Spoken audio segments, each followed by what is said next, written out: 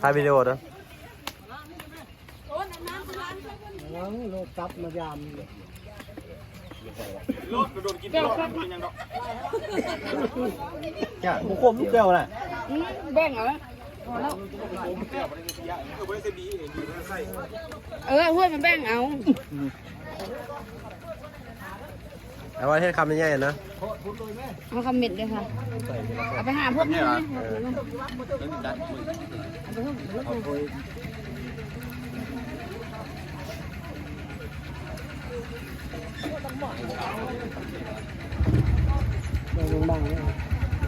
แม่เลย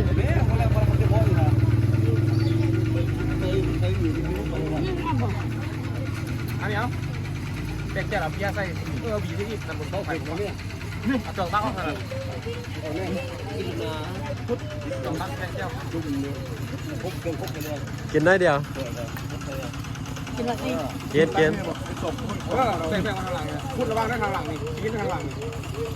อันนี้มันแบบนี้ทุกคนนะนี่เดี๋ยวปั้นเอาเนื้อนี่เดี๋ยวปั้นเนื้อสดนะเจ้าแบ่งแต่นี่สามด้วยเป็นนั่นแหละครับแซ่บตอนนั้นนะไปแม่ไปกินกินได้ผมเคยกินเลยซีมันได้ของกินซีไทยคู่เผื่อเคยกินกินนั่นน่ะถ่ายวิดีโอผมเป็นอย่างแรกตอนกินเป็นยังได้ไปเที่ยวกินรถนะสิบเมาใหญ่แดกไปนั่นเป็นนะกินเพื่อนนะโม่ผมเคยอยู่ได้ที่เขาจับ